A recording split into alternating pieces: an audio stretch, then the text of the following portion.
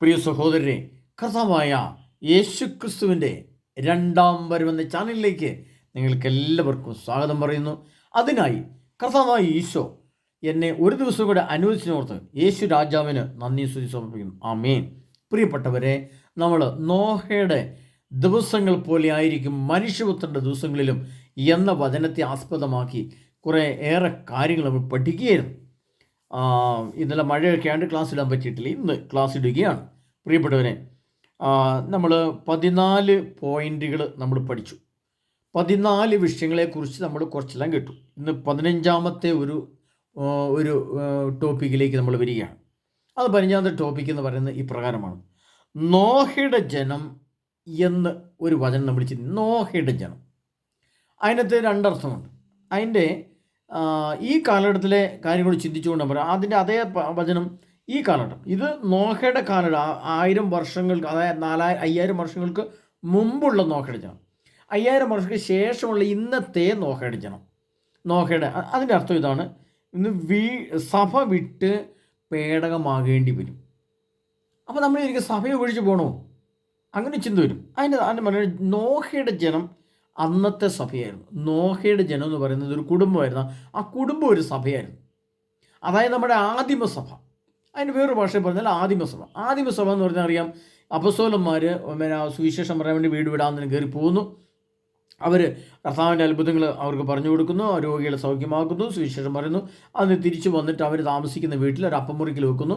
അപ്പോൾ അതിനകത്തൊരു 5, 8, 10, 15 ആളുകളുണ്ടാവും. ആ ആളെ എല്ലാം കൂടെ കൂട്ടിയിട്ട് അന്നത്തെ ഒരു സഭയാണ്, കുഞ്ഞു സഭ. ആ വിശുദ്ധിയുടെ സഭയാണ്, വിശുദ്ധിയുടെ പേടകമാണ്. ആ വിശുദ്ധിയുടെ പേടകത്തിൽ അവരെന്ത് ചെയ്യുന്നു? അവരപ്പം എടുത്ത് ആശീർവദിച്ച് മുറിച്ച് കൂടുതലുള്ളവർക്കെല്ലാം കൊടുത്ത് ആ ഒരു ഇന്നത്തെ കുർബാന അന്നത്തെ ആദിമസഭയിലെ പരിപാടി ചെയ്യുന്നു. എന്നതുപോലെ നോഹയുടെ ജനം, നോഹയുടെ വീടിനകത്തുണ്ടായിരുന്ന ആ സംവിധാനം എല്ലാം കൂടെ കൂടിയിട്ട് ഒരു സഭയായിരുന്നു. എന്നാൽ അതേപോലെ ഒരു നോഹയുടെ പേടകത്തിൽ, നോഹയുടെ കുടുംബത്തിന് പുറത്തൊരു സഭയുണ്ടായിരുന്നു. അന്നത്തെ തിന്മ നിറഞ്ഞ ജനം, തിന്മയുടെ ഒരു സമൂഹം, തിന്മയുടെ ഒരു സഭ. നോഹയുടെ പെട്ടതിന് പുറത്തുള്ള സഭ. ആ പുറത്തുള്ള സഭയിൽ, പുറത്തുള്ള ജനത്തിൽ, ആ പുറത്തുള്ള നഗരത്തിൽ അല്ലെങ്കിൽ ആ അന്തരീക്ഷത്തിൽ, അതിൽ തന്നെ ഒരു വിശുദ്ധിയുടെ പേടകമായിരുന്നു നോഹയുടെ കുടുംബം. അപ്പോൾ ഇന്ന് അതേ നമ്മൾ രീതി ചിന്തിക്കുമ്പോൾ എങ്ങനെയുണ്ട്? ഇന്ന് സഭ വിട്ട് നമ്മളൊരു പേടകമാകേണ്ടി വരും. കാരണം വെച്ചാൽ ആ നോഹ തൻ്റെ ജനത്തെ എല്ലാം മറന്ന്, ജനത്തെ ഉപേക്ഷിച്ച്, ആ സമൂഹത്തെ ഉപേക്ഷിച്ച്, സമൂഹമാകുന്ന സഭയെ ഉപേക്ഷിച്ച്, നോഹയും ഭാര്യയും മക്കളും കുഞ്ഞുങ്ങളും അടങ്ങുന്ന ഒരു സഭയായിട്ട് വേർതിരിഞ്ഞ്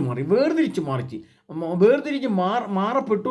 വേർതിരിച്ച് അവർ സ്വയം മാറി, വേർതിരിച്ച് കർത്താവ് അവരെ മാറ്റി. അവർ പറഞ്ഞു, നീ പ്രത്യേകം വീട് പണിതോ, പ്രത്യേകം പട്ടം ഉണ്ടാക്കിക്കോ, പ്രത്യേകം അനധിക രീതിക്ക് താമസിച്ചോ എന്ന് പറഞ്ഞുകൊണ്ട് നോഹയോട് കർത്താവ് അരുളി ചെയ്തതുപോലെ ഇന്ന് നമ്മൾ മനസ്സിലാക്കേണ്ടത്, ഇന്ന് അതായത് 2025 ഈ കാലഘട്ടത്തിലാണ് പറയുന്നത്. ഇത് ആ കാലഘട്ടത്തെക്കുറിച്ച് പറഞ്ഞു. ഈ കാലഘട്ടത്തിൽ നമ്മുടെ സഭ ഒഴിച്ചു പോകാനോ സഭ ഇട്ടിച്ച് പോകണോ എന്നല്ല അർത്ഥം. സഭയിൽ തന്നെ നിന്നുള്ള, സഭയ്ക്കുള്ളിൽ ഒരു സഭ നമ്മൾ ഉണ്ടാക്കണം. അതാണ് അർത്ഥം. അതിൻ്റെ അർത്ഥം അതാണ്. വളരെ വിപുലമായ ഒരു അർത്ഥമാണത്. സഭയ്ക്കുള്ളൊരു സഭയുണ്ടാക്കുക എന്ന് പറയുമ്പോൾ നമ്മൾ പിന്നെ കഴിഞ്ഞ ദിവസം ഒരു 2-3 കമൻറ്റ് ശ്രദ്ധിച്ചു. നിങ്ങൾ കൾട്ട് സഭ ഉണ്ടാക്കാനാണോ നിങ്ങൾ ശ്രമിക്കുന്നത്? നിങ്ങൾ ഏത് വിഭാഗമാണ്? നിങ്ങൾ സഭയെ ഇങ്ങനെ മാറ്റി നിർത്താൻ പറയുന്നുണ്ട്, സഭയ്ക്കെതിരെ നിങ്ങൾ കുറ്റം പറയുന്നുണ്ടല്ലോ എന്നൊക്കെ പറഞ്ഞ് കുറേ കമൻറ്റുകൾ വരുന്നു. പക്ഷേ ഇവിടെ നോഹ എന്താണ് ചെയ്തത്? നോഹയോട് ദൈവം എന്താണ് ചെയ്തത്? നോഹ അത് കേട്ട് എന്താണ് ചെയ്തത്? അതിൻ്റെ അർത്ഥം ഇതാണ്: നമ്മൾ കത്തോലിക്ക സഭയിൽ തന്നെയാണ്. സഭയ്ക്ക് വിട്ടിട്ടും പോകുന്നില്ല, സഭയായിട്ട് കുറ്റം പറയാനും പോകുന്നില്ല, സഭയെ മോശമായിട്ട് തരം താഴ്ത്താൻ ഒന്നും പോകണ്ട, ആരും പോകണ്ട. നമ്മുടെ സഭയ്ക്കുള്ളിൽ, നമ്മുടെ ഇടവകയിൽ നമ്മുടെ വീട് ഒരു നോഹയുടെ പേടകമായി മാറിയിരിക്കണം. ഇനി മാറാൻ എനിക്ക് താല്പര്യമില്ല. ഞാൻ ആരും പറഞ്ഞ് കേട്ടിട്ട് ഞാൻ മാറാൻ ഉദ്ദേശിക്കുന്നത്, ഞാൻ എൻ്റെ സൗകര്യം പോലെയാണ് ജീവിച്ചു പോകുന്നത്. അതിനെ മാറ്റാനൊന്നും നീയല്ല. ആരും എന്ന് പറഞ്ഞാൽ ഞാൻ മാറുന്നില്ല, ഞാനിപ്പോൾ ഇങ്ങനെ അങ്ങോട്ട് പോകാമെന്ന് പറഞ്ഞാൽ മാറ്റിയിരിക്കും സർവശക്തനായ ദൈവം. അതിൻ്റെ വചനം എവിടെ എഴുതി വെച്ചിരിക്കുന്നത്? വെളിപാടിൻ്റെ പുസ്തകം 6-ാം അധ്യായം 2-ാം മുദ്ര പൊട്ടുന്ന എപ്പോഴാണ്? വെളിപാടിൻ്റെ പുസ്തകം 6-ാം അധ്യായം 2-ാം മുദ്ര പൊട്ടുന്ന ഒരു വചനമുണ്ട്. അവിടെ എഴുതി വെച്ചിരിക്കുന്നത് അറിയാമോ? ഭൂമിയിൽ നിന്ന് അവർ പരസ്പരം ഹിംസിക്കുമാറ് ഭൂമിയിൽ നിന്ന് സമാധാനം എടുത്തു കളയാൻ ഞാൻ അവർക്ക് കൽപ്പന കൊടുത്തു. സമാധാനമാരാണ്? യേശു. നിങ്ങൾക്ക് സമാധാനം. യേശുവാണ് സമാധാനം. സമാധാനം കൊടുക്കുന്ന വ്യക്തി യേശുവാണ്. സന്തോഷം കൊടുക്കുന്ന വ്യക്തി യേശുവാണ്. വിശുദ്ധി കൊടുക്കുന്ന വ്യക്തി യേശുവാണ്. സ്നേഹം കൊടുക്കുന്ന വ്യക്തി യേശുവാണ്. ജ്ഞാനം കൊടുക്കുന്ന വ്യക്തി യേശുവാണ്.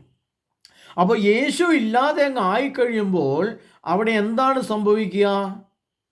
അത് പരസ്പര ഹിംസിക്കുമാറ് ഭൂമിയിൽ നിന്ന് സമാധാനം എടുത്തു കളയുന്ന അവസ്ഥ വരുമ്പോൾ നാം അവിടെ അതിൻ്റെ ബാക്കി എഴുതി വെച്ചിരിക്കുന്നത് എവിടെയെന്നറിയോ? വെളിപാട് 3:10 സകല ഭൂവാസികളെയും പരിശോധിക്കാനായി ലോകത്തിൽ ഉണ്ടാകാനിരിക്കുന്ന പരീക്ഷണങ്ങളുടെ സമയത്ത് നിന്നെ ഞാൻ സംരക്ഷിക്കും, എന്തെന്നാൽ നീ എൻ്റെ വചനം കാത്തു. അപ്പോൾ അവിടെ നീ എന്നൊരു വാക്ക് വരുമ്പോൾ അത് ഞാൻ മാത്രമായിട്ട് മാറണം. എൻ്റെ കൂടെ സഭയില്ല, എൻ്റെ കൂടെ മെത്രാന്മാരോ അച്ഛന്മാരോ ആരും ജനങ്ങളില്ല. ഈ സമൂഹത്തിൽ ഞാൻ ഒറ്റപ്പെടും, ഈ സഭയിൽ ഞാൻ ഒറ്റപ്പെടും. ഒറ്റപ്പെടണം, ഒറ്റപ്പെട്ടിരിക്കണം, ഒറ്റപ്പെട്ടേ പറ്റൂ.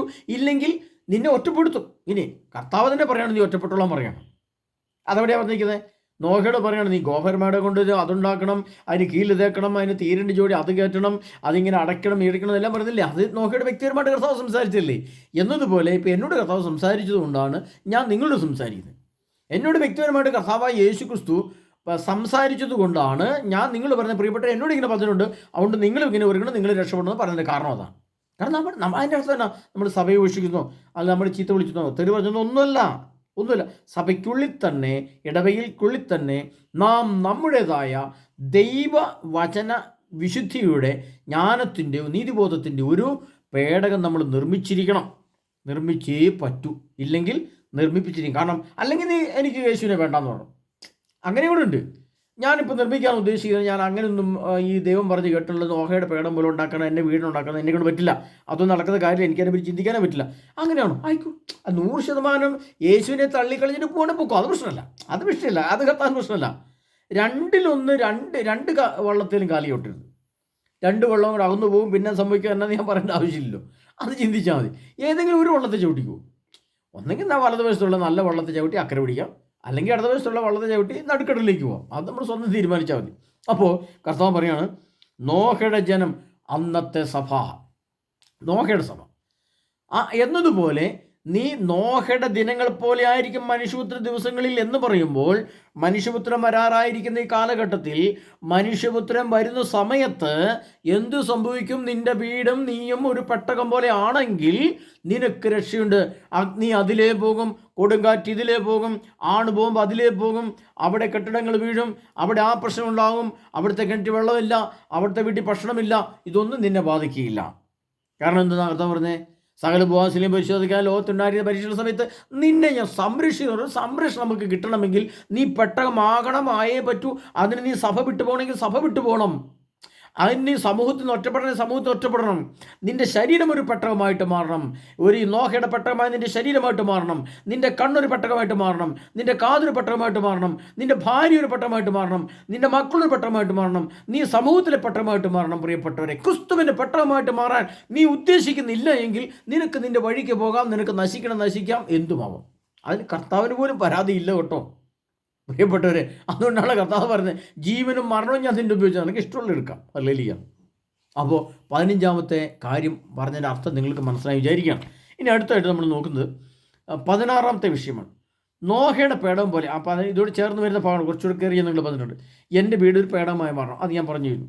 അന്ന് അതിന് 17ാമത്തെ പോയിന്റ് നമ്മൾ പറയുമ്പോൾ, അന്ന് ദൈവമാണ് ആരെ നശിപ്പിച്ചത്? ലോകത്തെ നശിപ്പിച്ചത്. എന്നാൽ ഇനി ഇവിടെ നമ്മളൊരു കാര്യം മനസ്സിലാക്കണം. എങ്ങനെയെന്നറിയുമോ? ശരിയായ രീതിയിലുള്ള സത്യം പറയുകയാണെങ്കിൽ ഇനി കർത്താവായ ദൈവമല്ല ഭൂമിയെ നശിപ്പിക്കുന്നത്, മനുഷ്യനാണ് നശിപ്പിക്കുന്നത്. അതായത് അന്ന് ദൈവം ജലപ്രളയം ഉണ്ടാക്കി ലോകത്തെ നശിപ്പിച്ചു. എന്നാൽ അതിൻ്റെ തന്നെ 17ാമത്തെ പോയിന്റിൽ അതിൻ്റെ ഇന്നത്തെ അതായത് 2025 മുതൽ 2033 വരെയുള്ള കാലഘട്ടങ്ങളിൽ ദൈവമല്ല ലോകത്തെ നശിപ്പിക്കുന്നത്, മനുഷ്യനാണ് നശിപ്പിക്കുന്നത്. മനുഷ്യൻ ഈ അണുബോംബുകളൊക്കെ ഉണ്ടാക്കി കണ്ടുവച്ച് ഇത് റെഡിയാക്കി വെച്ചിരിക്കുകയാണ്, എപ്പോൾ വേണേലും എടുത്തുപയോഗിക്കാൻ വേണ്ടി. അപ്പോൾ അങ്ങനെ വരുമ്പോൾ മനുഷ്യൻ ഇത് ചെയ്യുമ്പോൾ ദൈവം എന്നാ പറയുന്നറിയോ? അത് ഇനി ഏതായാലും നീ നശിപ്പിക്കുമല്ലോ, അപ്പോൾ ഞാൻ തന്നെ വൃത്തിയായിട്ട് നശിപ്പിച്ചേക്കാമെന്ന് പറഞ്ഞ് കർത്താവായ യേശു ക്രിസ്തു തന്നെ അത് എവിടെ കൊണ്ടിടണം, അത് എങ്ങനെ ഇടണം, എത്ര ഉയരത്തിൽ നിന്നിടണം, എങ്ങനെ പോകണം, അത് ഇങ്ങനെ വീഴണോ, അതിങ്ങനെ ചെരിഞ്ഞു പോകണോ, ഇങ്ങനെ പൊളഞ്ഞു പോകണോ എന്നൊക്കെ തീരുമാനിക്കുന്നത് കർത്താവ് തന്നെയാണ്. അതിൻ്റെ സാങ്കേതികത കർത്താവ് കൊടുത്തിട്ടുണ്ട്. അപ്പോൾ കർത്താവിനറിയാം ഇത് എങ്ങനെയാണ് നശിപ്പിക്കണം. അപ്പം മനുഷ്യൻ നശിപ്പിക്കുന്നുകൊണ്ട് കഴിയുമ്പോൾ ബാക്കി കർത്താവ് പറയും ഞാൻ തന്നെ പൂർത്തിയാക്കി നശിപ്പിച്ചേക്കാന്ന് പറഞ്ഞ് കർത്താവ് നശിപ്പിക്കുള്ളൂ. അപ്പോൾ അന്ന് നശിപ്പിച്ചത് അങ്ങനെയല്ലായിരുന്നു. അന്ന് ദൈവമാണ് നശിപ്പിക്കുന്നത്. ഇനി നശിപ്പിക്കാൻ പോകുന്നത് മനുഷ്യനും മനുഷ്യനോട് ചേർന്ന് നിൽക്കുന്ന സാത്താനുമൊക്കെയാണ് ഇന്ന് ലോകത്തെ നശിപ്പിക്കാൻ പോകുന്നത്. ഇനി 18ാമത്തെ ചിന്ത നമുക്ക്, അന്ന് ഭക്ഷണം തിന്നും കുടിച്ചു. അന്ന് തിന്നു കുടിച്ചു. ഇവിടെ ഇന്ന് നമുക്ക് മനസ്സിലാക്കേണ്ട ഒരു പോയിന്റ് എന്ന് പറയാം, അന്ന് നോഹയുടെ ഭാര്യയും മക്കളും ഭക്ഷണമാണ് കഴിച്ചത്. ആ ഭക്ഷണം എന്ന് പറയുമ്പോൾ വേറൊരു അർത്ഥമുണ്ട്, ആഹാരം കഴിച്ചു. അന്നിപ്പോൾ ഒരു പക്ഷേ അവർ കാച്ചിരി പുഴുങ്ങി തിന്നിട്ടുണ്ടാവും, ചേന പുഴുങ്ങി തിന്നിട്ടുണ്ടാവും. അന്നത്തെ കാലത്തല്ല, ഇന്നത്തെ ഗോതമ്പ് പൊടിയൊന്നും അന്ന് കാണില്ല. ചപ്പാത്തി കാണുകയില്ല, ചിക്കൻ കാണുകയില്ല. കോഴി ഉണ്ടായിരുന്നു, കാരണം കോഴിയെ അവർ പിടിച്ചതിനകത്ത് കയറ്റിയിട്ടുണ്ടായിരുന്നല്ലോ. എല്ലാം ജോഡി ഉണ്ടായിരുന്നല്ലോ കർത്താവ് വരുന്നത്. പക്ഷേ അതിന് കൊന്ന് കഴിക്കുന്ന പരിപാടി ഈ ബിരിയാണിയൊന്നും അന്നത്തെ കാലത്ത് കാണുകയില്ലായിരിക്കും. അപ്പോൾ സ്വാഭാവികമായിട്ട് കിഴങ്ങ് വർഗ്ഗങ്ങളൊക്കെ ആയിരിക്കും കഴിച്ചത്. പിന്നെ ആട്ടിൻ പാലോ പശുവിൻ പാലോ ഒക്കെ കഴിച്ചിട്ടുണ്ടാവും. അപ്പോൾ അങ്ങനെ കിഴങ്ങ് വർഗ്ഗങ്ങളാണ് കഴിച്ചത്. അപ്പോൾ അന്ന് ഭക്ഷണം കഴിച്ചു, ആഹാരം കഴിച്ചു. അന്ന് അവർ കഴിച്ചു, നോഹയും കുടുംബം കഴിച്ചു. അതിന് 18ാമത്തെ പോയിന്റ് നമ്മളിങ്ങനെ ചിന്തിക്കുമ്പോൾ, അന്ന് അവർ ഭക്ഷണം കഴിച്ചെങ്കിൽ ഇന്ന് നമ്മളെന്താണ് കഴിക്കുന്നത്? ഇന്ന് നമ്മൾ കഴിക്കുന്നത് 2 രീതിയിലുള്ള ഭക്ഷണം നമ്മൾ കഴിക്കുന്നുണ്ട്. അത് ഒന്നാമത്തെ ഭക്ഷണം പറഞ്ഞാൽ ആഹാരം. നമ്മൾ നോഹയൊക്കെ കഴിച്ച പോലെ നമ്മൾ ചിക്കൻ ബിരിയാണി കഴിക്കുന്നു, നമ്മൾ ഭക്ഷണ പദാർത്ഥങ്ങൾ കഴിക്കുന്നു, പാൽ കുടിക്കുന്നു, മുട്ട കഴിക്കുന്നു, ബീർ കഴിക്കുന്നു, മദ്യം കഴിക്കുന്നു, അല്ലെങ്കിൽ നമുക്ക് ഇഷ്ടമുള്ള ആഹാരം മേടിച്ച് തിന്നുന്നു. അത് തിന്നുക എന്ന് പറയും, ഭക്ഷണം തിന്നുക എന്ന് പറയും. അപ്പോൾ അത് നമ്മളതുപോലെ തിന്നുന്നു. പക്ഷേ അന്ന് അവർ നോഹയും ആൾക്കാരും കഴിച്ച് കിഴങ്ങ് വർഗ്ഗങ്ങൾ, ഞാൻ പറയും ഇന്നത്തെ ഭക്ഷണം അന്നില്ല, ചിന്തിക്കണം. എന്നാൽ അന്നത്തെ ഭക്ഷണമല്ല ഇന്നും ഉണ്ട്. അതിൻ്റെ വ്യത്യാസം മനസ്സിലാക്കണം. അത് നമ്മൾ പ്രത്യേകം മനസ്സിലാക്കേണ്ട ഒരു നിഗൂഢ രഹസ്യമാണ്. ഇന്നത്തെ ഭക്ഷണം അന്നില്ലായിരുന്നു, അന്നത്തെ ഭക്ഷണം ഇന്നുണ്ട്. ഇപ്പോൾ കിഴങ്ങ് വർഗ്ഗം ഉണ്ടായിരുന്നു, നമുക്ക് എല്ലാ കിഴങ്ങുകളും ഇല്ലേ? ആ കിഴങ്ങുകൾ അതിനേക്കാളും അതിൻ്റെ ടിഷ്യൂ കൾച്ചർ പോലെയുള്ള വാഴകൾ, കോശങ്ങളിൽ ഉൽപ്പാദിക്കുന്ന വാഴകൾ, അതിനെല്ലാ സമയവും ഇപ്പോൾ കോഴികൾ പെട്ടെന്ന് 45 ദിവസം കൊണ്ട് കോഴികൾ വളർച്ചയെത്തി നമുക്ക് അത് കഴിക്കാറ് ഇതിനാവുന്നു. അപ്പോൾ അതൊക്കെ പെട്ടെന്ന് ഉണ്ടാക്കുന്നു. അപ്പോൾ ഇന്നത്തെ ഭക്ഷണം അന്നില്ലായിരുന്നു, അന്നത്തെ ഭക്ഷണം ഇന്നില്ലായിരുന്നു. ഇനി ഇതിൻ്റെ രണ്ടാമത്തെ അർത്ഥം എന്താണെന്ന് പറഞ്ഞാൽ, നമ്മൾ മനസ്സിലാക്കേണ്ട ഒരു പോയിന്റ് വെച്ചാൽ, പറുദീസയിൽ എന്താ സംഭവിച്ചത്? അത് കണ്ണിന് കൗതുകവും കാതിന് ഇമ്പവും ശരീരത്തിന് ഇഷ്ടവും നാവിന് രുചികരവും എന്ന് കണ്ട് അവൻ അത് പറിച്ച് ഭക്ഷിച്ചു എന്നാണ് പറഞ്ഞിരിക്കുന്നത്. അപ്പോൾ അതിൻ്റെ ഇന്നത്തെ അർത്ഥം ഏതാണ്? അപ്പോൾ ഇന്നത്തെ ആളുകൾ എവിടെയെങ്കിലും, നമ്മുടെ ഇന്നത്തെ 800 കോടി ജനങ്ങളും പോയിട്ട് പറുദീസായി തിരിച്ചു പോയിട്ട് അവിടുത്തെ കനി പറിച്ച് തിന്നാൻ പോകുന്നുണ്ടോ? ന്യായമായിട്ട് ചിന്തിച്ച് നോക്കിയില്ല. ഈ അന്നത്തെ നോഹയും ആൾക്കാർ ഇന്ന് വന്നിട്ട് നമ്മുടെ ചിക്കൻ ബിരിയാണി തിന്നാൻ വരുന്നുണ്ടോ? ഇല്ല, അതുമില്ല. പിന്നെ ഇതെങ്ങനെ ശരിയാവും? അപ്പം അവിടെയാണ് നമ്മൾ മനസ്സിലാക്കേണ്ടത്, കണ്ണിന് കൗതുകമുള്ളത് പറിച്ച് തിന്നാൻ നമ്മൾ ആഗ്രഹിക്കുന്നു. കാതിന് കൗതുകമുള്ള ഇമ്പമുള്ള പ്രത്യേക സ്വരം, പ്രത്യേക വ്യക്തിയുടെ സ്വരം, അത് കേൾക്കാൻ നമ്മൾ പ്രത്യേകം കാശ് കൊടുത്ത് മേടിച്ച് അത് വെച്ച് കേൾക്കുന്നു. അപ്പോൾ കാതിന് തിന്നാൻ കൊടുക്കുക, കണ്ണിന് തിന്നാൻ കൊടുക്കുക. ഇനി മൂക്കിന് തിന്നാൻ കൊടുക്കുന്നത് എങ്ങനെയാണ്? നമുക്ക് ഇഷ്ടമുള്ള ചില പെർഫ്യൂമുകൾ, പിന്നെ അതിൻ്റെ പൗഡറുകൾ, അതിൻ്റെ ചന്ദനം, അല്ലെങ്കിൽ അങ്ങനെയൊക്കെയുള്ള ഓരോ വസ്തുക്കളുടെയൊക്കെ പ്രത്യേക സുഗന്ധമാണ് തിന്നുവാൻ വേണ്ടി എൻ്റെ മൂക്ക് ആഗ്രഹിക്കുന്നു. അതിന് എൻ്റെ നാവ് തിന്നാൻ ആഗ്രഹിക്കുന്നത് എന്താണ്? ഫലുദ, ഐസ്ക്രീം. അത് ഐസ്ക്രീം അന്നില്ലായിരുന്നല്ലോ. അത് ചിന്തിച്ചു നോക്കി. അന്ന് നോഹയുടെ കാലഘട്ടത്തിൽ ഐസ്ക്രീം ഉണ്ടായിരുന്നു, ഫലുദ ഉണ്ടായിരുന്നു, ഐസ്ക്രീം സാധനങ്ങൾ എന്തെങ്കിലും ഉണ്ടായിരുന്നോ നോഹയുടെ കാലഘട്ടത്തിൽ? ഇല്ല. അന്ന് അവർ തിന്നാൻ അന്ന് കഴിച്ചിട്ടില്ല. ഇന്ന് നമ്മൾ കണ്ണിന് കൗതുകമുള്ളത്, ഐസ്ക്രീം ഒരാളിരുന്ന് ഞൊണഞ്ഞ് തിന്നുന്ന കാണുമ്പോൾ നമുക്കൊരാഗ്രഹം എന്ന് പറഞ്ഞാൽ നമ്മൾ ഒരു മേടിച്ച് കഴിയും. പിന്നെ ഇന്നത്തെ നമ്മൾ കണ്ണിന് കൗതുകം ഏതാണ്? അതാണ് വെളിപാട് പുസ്തകത്തിൽ ആ നമ്പർ ഞാൻ മറന്നുപോയി, വെളിപാട് 13 തോന്നുന്നു, നിന്റെ ആത്മാവ് കൊതിച്ച കനി നിന്നിൽ നിന്നും അകന്നുപോയി. എൻ്റെ പഴയ ക്ലാസ്സിൽ കിടപ്പുണ്ടത്. നമ്മുടെ ആത്മാവ് എല്ലാ വ്യക്തിയുടെയും, ഈ ഭൂമിയിൽ ജനിച്ച സകല വ്യക്തിയുടെയും ഹൃദയത്തിൽ, ആത്മാവിൽ അവൻ നിഗൂഢമാക്കി വെച്ചിരുന്ന ചില കനികളുണ്ട്. ആ കനികൾ എന്താണെന്ന് ഞാൻ പറഞ്ഞില്ല, കഴിഞ്ഞ ക്ലാസ്സിലുള്ളതുകൊണ്ട് നിങ്ങൾ കേട്ടാൽ മതി, ഞാൻ വീണ്ടും ആവർത്തിച്ച് പറഞ്ഞില്ല. ചില കനികൾ, ആ കനികൾ എൻ്റെ വ്യക്തിപരമായ ചില നിഗൂഢ ആഗ്രഹങ്ങളാണ്. അത് മറ്റാർക്കും ഞാൻ വെളിപ്പെടുത്തില്ല. അത് ഞാനും എനിക്കൊരു പങ്കാളിയായിട്ടെങ്കിലും കിട്ടുവാണെങ്കിൽ അവരോട് മാത്രം വെളിപ്പെടുത്തും, അല്ലെങ്കിൽ മറ്റു പബ്ലിക്കായിട്ട് ആരോടും പറയുന്നില്ല. പക്ഷേ ഇത് ദൈവം അറിയുന്നുണ്ട്. സർവശക്തനായ ദൈവം, മനുഷ്യനെ സൃഷ്ടിച്ച ദൈവം നമ്മുടെ ഹൃദയത്തിലെ കനി ഏതാണെന്ന് അറിയുന്നുണ്ട്. അങ്ങനെ ചില കനികളെ രഹസ്യമായിട്ട് നമ്മൾ വാങ്ങി കഴിക്കുന്നുണ്ട്. അതാണ് ഇന്ന് ലോകത്ത് കാണുന്ന ഈ കണ്ണിന് കൊടുക്കുന്ന പ്രത്യേക സൗന്ദര്യവും സുഖവും രസവും ആനന്ദവും. ഇപ്പോൾ അത്രയൊക്കെ ഞാൻ പറഞ്ഞുള്ളൂ, ബാക്കി നിങ്ങൾ ഊഹിച്ചെടുത്താൽ മതി.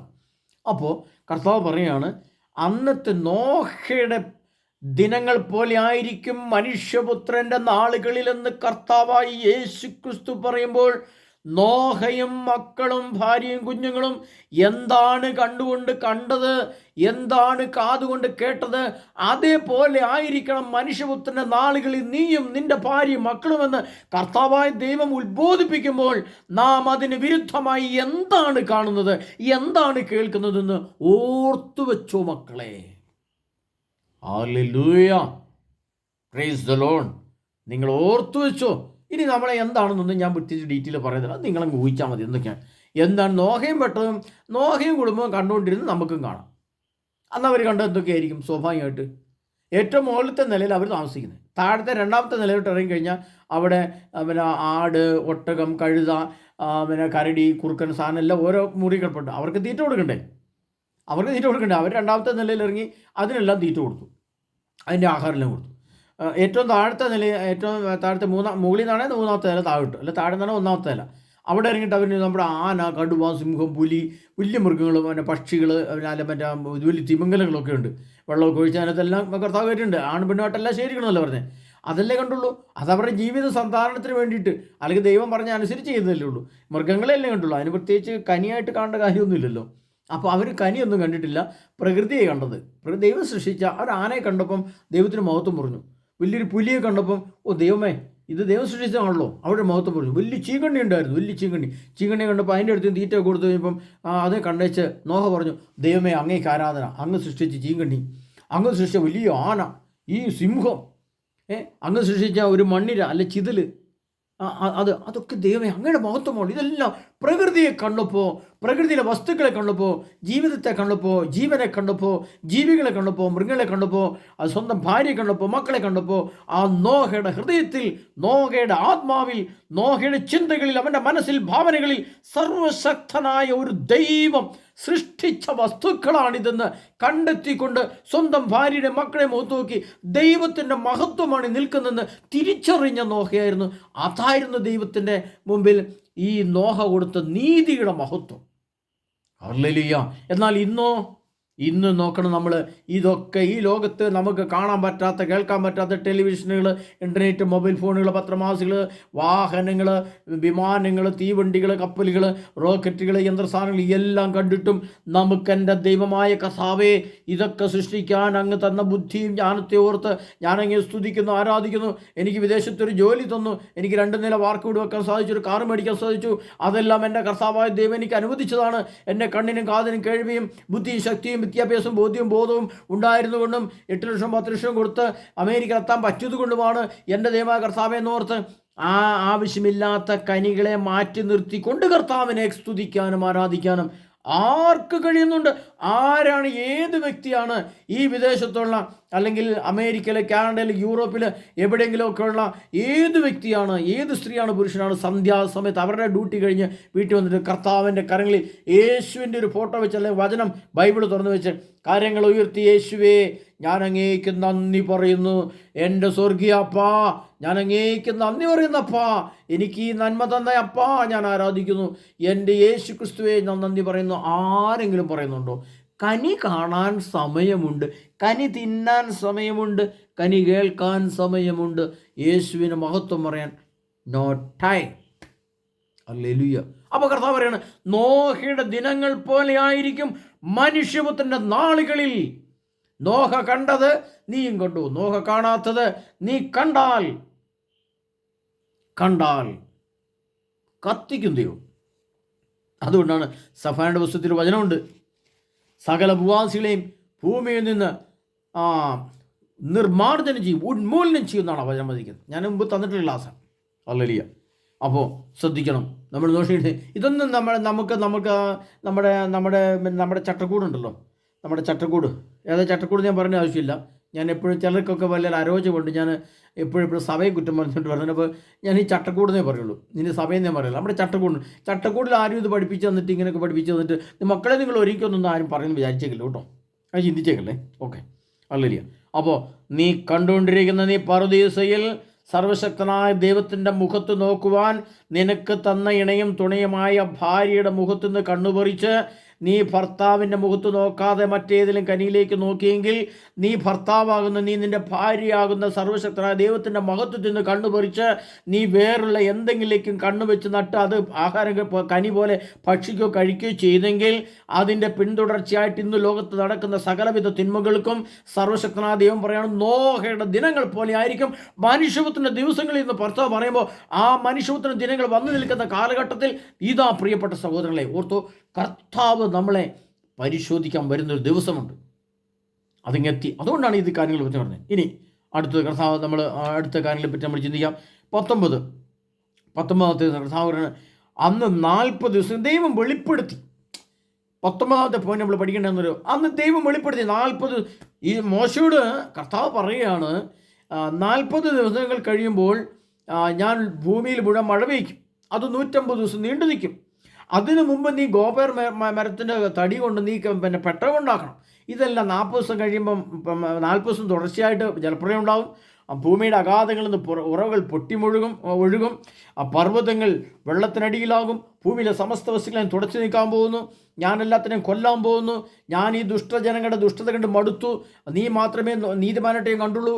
ഇതെല്ലാം 40 ദിവസം 150 ദിവസം നീണ്ടു നിൽക്കുന്ന വെള്ളപ്പൊക്കം അതെല്ലാം വെളിപ്പെടുത്തി. കർത്താവ് എല്ലാം നോക്കി വെളിപ്പെടുത്തി കൊടുത്തു. എന്നാലോ ഇന്ന് നമുക്ക് ഈ വെളിപ്പെടുത്തലുകളുണ്ടോ? നിങ്ങൾക്ക് നമ്മുടെ ഇപ്പം ഞാൻ പറഞ്ഞല്ലോ, കേരള സഭ അല്ലെങ്കിൽ ഭാരതസഭ ആഗോള സഭ അല്ലെങ്കിൽ നമ്മുടെ ക്രിസ്ത്യാനികളെ മാത്രം ഉദ്ദേശിച്ച് ആദ്യം പറയാം. പക്ഷേ ഇതാരെങ്കിലും അക്രൈസ്തരായിട്ട് ആരെങ്കിലും കേൾക്കുന്നവരെ അവരും കൂടെ കേട്ടോട്ടെ, അവർക്കും കൂടെ ഗുണം ചെയ്യുന്നതാണിത്. അതുകൊണ്ട് അവരുടെ മനസ്സിൽ ചിന്തിച്ചോട്ടെ. പ്രിയ സഹോദരങ്ങളെ എന്ന് ഞാൻ പറഞ്ഞിട്ട് പറയും, ലോകത്തെ മുഴുവൻ ജനത്തോടായിട്ട് പറയുകയാണ്, നമുക്ക് എന്തെല്ലാം കാര്യങ്ങൾ ആരെല്ലാം വെളിപ്പെടുത്തി തരുന്നുണ്ട്. ഒന്ന് 2033 എന്ന സംഖ്യ, 2033 യുഗാന്ത്യമാണ്. ആരെങ്കിലും വെളിപ്പെടുത്തി തന്നിട്ടുണ്ടോ? 40 ദിവസം, അന്ന് 40 ദിവസം മഴ പെയ്തതുപോലെ ഭൂമിയിൽ 40 ദിവസത്തെ ആണവ യുദ്ധമുണ്ട്. അതാരെങ്കിലും വെളിപ്പെടുത്തി തന്നിട്ടുണ്ടോ? അന്ന് ജലപ്രളയമാണ് ഉണ്ടായെങ്കിൽ ഇന്ന് അഗ്നിപ്രളയമാണ് ഉണ്ടാകുന്നത്. ആരെങ്കിലും വെളിപ്പെടുത്തി തന്നിട്ടുണ്ടോ? ഇനി അത് എന്നാണെന്ന് പറഞ്ഞിട്ടുണ്ടോ? മോശയോടെ എല്ലാം കൃത്യമായിട്ട് പറഞ്ഞു, നീ പട്ടണത്തിൽ കയറിക്കോ, ഇന്ന ദിവസം കയറിക്കോ. മോശ പട്ടണത്തിൽ കയറി അന്ന് പിറ്റേ ദിവസം മുതൽ മഴ പെയ്യാൻ തുടങ്ങി. അപ്പോൾ നമ്മൾ നമ്മുടേതായ രീതിയിൽ നമ്മുടെ സഭയിൽ നിന്ന് ചിലപ്പോൾ ഓടിപ്പോണ്ടി വരും, കുടുംബത്തിൽ നിന്ന് ഓടിപ്പോണ്ടി വരും. എന്നാൽ വീട് വിട്ട് ഓടി അങ്ങോട്ട് പിന്നെ കാട്ടിലേക്ക് പോകണം എന്നുള്ള അർത്ഥം. അത് നാം ആകുന്ന അവസ്ഥയിൽ നാം ഭൂമിയുടെ ഏത് ഭാഗത്ത് താമസിക്കുന്നുവോ ആ താമസിക്കുന്ന ഇടം, ആ റൂമുകൾ, ആ പശ്ചാത്തലം ഒരു നോഹയുടെ പേടകമായിട്ട് മാറിയിരിക്കണം. മാറിയിട്ടില്ലെങ്കിൽ മാറ്റിയിരിക്കും ദൈവം. കാരണം വെച്ചാൽ പ്രശ്നങ്ങൾ ഒന്നിന് പുറകെ 2 പുറകെ 4 പുറകെ 100 പ്രശ്നങ്ങൾ, പരിഹരിക്കാൻ പറ്റാത്ത പ്രശ്നങ്ങൾ, പ്രതിസന്ധികൾ മുമ്പിൽ വന്നു നിൽക്കുമ്പോൾ നാം മാറിയിരിക്കും. എന്നിട്ടും മാറാത്തവരെ കർത്താവ് നല്ല ചൂട് തീയൊക്കെ കാഞ്ഞ് കിടന്നു പറഞ്ഞ് അങ്ങോട്ട് കൊണ്ടുവെക്കും. അപ്പോൾ കർത്താവ് ഈ വെളിപ്പെടുത്തി തരുന്നുണ്ട്. ആ വെളിപ്പെടുത്തലിൻ്റെ ക്ലാസ്സുകളാണ് നിങ്ങൾക്കിപ്പോൾ കിട്ടിക്കൊണ്ടിരിക്കുന്നത്. അപ്പോൾ നമുക്കും 40 ദിവസത്തെ ആണവായുധത്തിൻ്റെ പ്രവർത്തനമുണ്ട്. നാം അഗ്നിയുടെ പ്രളയത്തിൽ തുടങ്ങും. എൻ്റെ വീടും പരിസരവും ഭൂമിയും നല്ല സമസ്ത വസ്തുക്കളും കത്തി നശിക്കുമെന്ന് കർത്താവ് പൗലോസ് 2 പത്രോസ് 3 വചനത്തിൽ എഴുതി വെച്ചിട്ടുണ്ട്. അപ്പോൾ അങ്ങനെ വരുമ്പോൾ ഇത് കത്തി നശിക്കുമെങ്കിൽ നമ്മൾ ഈ ലോകത്ത് നമുക്കൊരു ഇത് വെളിപ്പെടുത്തി കിട്ടിയിട്ടുള്ളൂ. പിന്നെ നമ്മുടെ വീടും പറമ്പ് മുഴുവൻ കത്തിപ്പോവും. നമ്മുടെ ശരീരം കത്തിപ്പോകാതിരിക്കാൻ കർത്താവ് സംരക്ഷണം തരുമെന്നും അതിനകത്ത് വെളിപ്പെടുത്തി തന്നിട്ടുണ്ട്. അപ്പോൾ ഈ വെളിപ്പെടുത്തലുകൾ നാം സ്വീകരിച്ചില്ല എങ്കിൽ ഹല്ലേലൂയ. ഇനി 20ാമത്തെ പോയിന്റ്, പ്രിയപ്പെട്ടവരെ, അന്ന് വിവാഹം മാത്രമാണ് ഉണ്ടായിരുന്നത്. നോഹയുടെ കാലഘട്ടത്തിൽ വിവാഹമുണ്ടായിരുന്നു. അന്ന് നോഹയുടെ കുടുംബത്തിൽ മറ്റൊന്നുമില്ലായിരുന്നു. ഇന്ന് വിവാഹം ഉപേക്ഷിക്കപ്പെട്ടു. വിവാഹം ഒരു 2 കൊല്ലോടെ മുന്നോട്ട് പോയി കഴിഞ്ഞാൽ 1 കൊല്ലം കൂടെ മുന്നോട്ട് പോയെന്നാൽ നമ്മുടെ ഈ ലോകത്ത് നിന്ന് വിവാഹം ഇല്ലാതെയാവും. വിവാഹം കഴിക്കാൻ യാതൊരു താല്പര്യമില്ല. വിവാഹം കഴിച്ചവർ എത്രയും പെട്ടെന്ന് അടിച്ചു പിരിക്കുന്നു. ഡൈവോഴ്സിൻ്റെ എണ്ണം പരമാവധി വർദ്ധിച്ചിരിക്കുന്നു. അതിൽ തന്നെ മറ്റൊരു പുതിയ വിവാഹം വന്നിരിക്കുന്നു, സ്വർഗ്ഗഭോഗം എന്ന വിവാഹം. അതിൽ തന്നെ വീണ്ടും മറ്റൊരു പുതിയ വിവാഹം വന്നിരിക്കുന്നു, അതിനൂതനമായ വിവാഹം, AI റോബോട്ട് വിവാഹങ്ങൾ വന്നിരിക്കുന്നു. ഇനി അപ്പോൾ നമ്മൾ കേൾക്കാത്ത വിവാഹങ്ങൾ. നോഹയുടെ കാലത്ത് എന്നാ സൈസൊക്കെ വിവാഹം ഉണ്ടായിരുന്നു? നോഹയുടെ ദിനങ്ങളിൽ എന്തൊക്കെ വിവാഹം ഉണ്ടായിരുന്നു? ഭാര്യാഭർത്തൃ ബന്ധം, സ്ത്രീയും പുരുഷനും തമ്മിലൊരു വിവാഹം ഉണ്ടായിരുന്നു. ഇന്നെന്താണ് സംഭവിക്കുക പ്രിയപ്പെട്ടവരെ? ഞാൻ പറയേണ്ട ആവശ്യമില്ല, ഞാൻ ഡീറ്റെയിൽ ആയിട്ട് പറയുന്നില്ല, നിങ്ങൾ ഊഹിച്ചാൽ മതി. അത് നിങ്ങൾ മനസ്സിലാക്കണം. അപ്പോൾ കർത്താവ് പറയണം, നോഹയുടെ ദിനങ്ങളിൽ സംഭവിച്ചത് എങ്ങനെയോ അങ്ങനെ തന്നെ ആയിരിക്കും മനുഷ്യപുത്ര ദിവസങ്ങളിലും. ഹല്ലേലൂയ. ഇനി 21ാമത്തെ പോയിന്റ് നിങ്ങൾ പറയുന്നത് വിവാഹത്തെ സംബന്ധിക്കുന്ന അറിവ്. അന്ന് നോഹയുടെ കാലഘട്ടങ്ങളിൽ ജീവിച്ചിരുന്ന ആ അപ്പനും മക്കളും നോഹയുടെ ഭാര്യ, അവരുടെ മക്കൾ, അവരുടെ ഭാര്യ മക്കൾ, അതൊക്കെ അവർക്ക് എവിടുന്നാണ് ഈ വിവാഹം കഴിക്കണമെന്നും അത് വിവാഹം കഴിക്കാൻ തൻ്റെ ഇണയും തുണയുമായി തനിക്ക് ഭാര്യയെ തന്നത് ആരാണെന്നും ഭാര്യയാണ് വേണ്ടതെന്നും മറ്റൊന്നും അല്ല വേണ്ടതെന്നും ഭാര്യയെ മാത്രം സ്നേഹിച്ചുകൊണ്ട് ഒരുമിച്ച് ജീവിക്കണമെന്നൊക്കെ ഈ അറിവ് എവിടെ നിന്ന് കിട്ടി? അവർക്ക് ദൈവിക അറിവുകൾ ഉണ്ടായിരുന്നു, ദൈവജ്ഞാനം ഉണ്ടായിരുന്നു. പ്രത്യേകിച്ച് നമുക്കറിയാം, അന്ന് സഭയില്ലായിരുന്നു, അന്ന് പഴയ നിയമ ഗ്രന്ഥങ്ങൾ എഴുതിയിട്ടില്ല, അന്ന് മോശഭൂമിയിൽ വന്നിട്ടില്ല, 10 പ്രമാണങ്ങൾ കൊടുത്തിട്ടില്ല, അന്ന് ഇസ്രായേൽ ജനമില്ല, ഒന്നുമില്ല. നമ്മൾ ആലോചിക്കണേ, പ്രത്യേകം ശ്രദ്ധിക്കണം പ്രിയപ്പെട്ട സഹോദരങ്ങളെ. അന്ന് അവർക്ക് ദൈവജ്ഞാനത്തിൻ്റെ പരിശുദ്ധാത്മാവ്, ദൈവാത്മാവിൽ നിന്നും ഉള്ള ജ്ഞാനമായിരുന്നു അവരുടെ വിവാഹത്തെ സംബന്ധിച്ച്, അവരുടെ ലൈംഗികതയെ സംബന്ധിച്ച്, കുഞ്ഞുങ്ങളുടെ പ്രസവത്തെ സംബന്ധിച്ച്. ഇതെല്ലാം ദൈവജ്ഞാനത്തിൻ്റെ, നീതിയുടെ അടിസ്ഥാനത്തിലുള്ള ജ്ഞാനമായിരുന്നു, വിശുദ്ധിയുടെ അടിസ്ഥാനത്തിലുള്ള ജ്ഞാനമായിരുന്നു, സത്യസന്ധതയുടെ അടിസ്ഥാനത്തിലുള്ള ജ്ഞാനമായിരുന്നു, നീതിബോധത്തിൻ്റെ അടിസ്ഥാനത്തിലുള്ള ജ്ഞാനമായിരുന്നു, അറിവായിരുന്നു അവർക്ക് ഉണ്ടായിരുന്നതെങ്കിൽ ഇന്ന് എവിടെ നിന്നാണ് നമുക്ക് ഈ വിവാഹത്തെ സംബന്ധിക്കുന്ന, ലൈംഗികതയെ സംബന്ധിക്കുന്ന, വിശുദ്ധിയെ സംബന്ധിക്കുന്ന അറിവ് നമുക്കിന്ന് എവിടെ നിന്നാണ് കൂടുതൽ കിട്ടുന്നത്? ഹല്ലേലൂയ. ചിന്തിക്കണം പ്രിയ സഹോദരങ്ങളെ, നിങ്ങൾ ചിന്തിച്ചു നോക്ക്. ഞാൻ പറയണ്ടേ, ഇനി കൂടുതൽ വിശദീകരണം ഞാൻ പറയാതിരിക്കുകയായിരിക്കും നിങ്ങൾക്ക് നല്ലതാണ്, നിങ്ങളങ്ങ് ഊഹിച്ചാൽ മതി.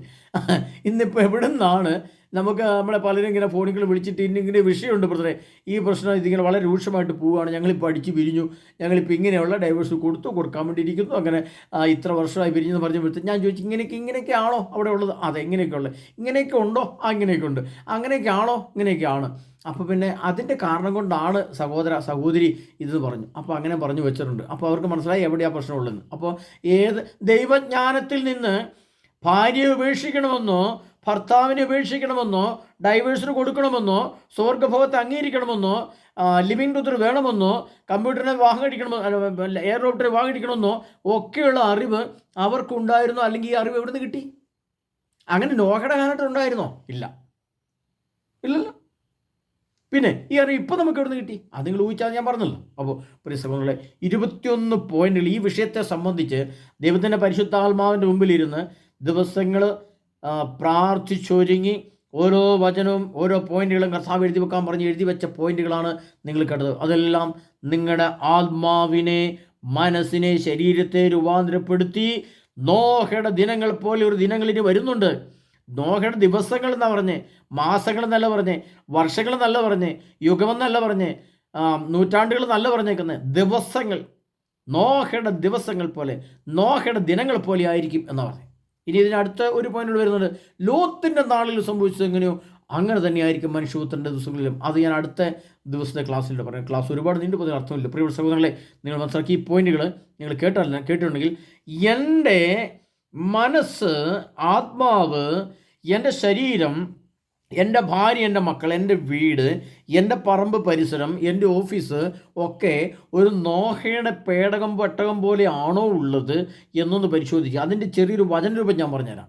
അതായത് 1 തെസ്സലോനി 5:23 എന്ന് തോന്നുന്നു. ഞാൻ ഇത് വചനം പിന്നീട് വേണേൽ കറക്റ്റ് പറഞ്ഞുതരാം.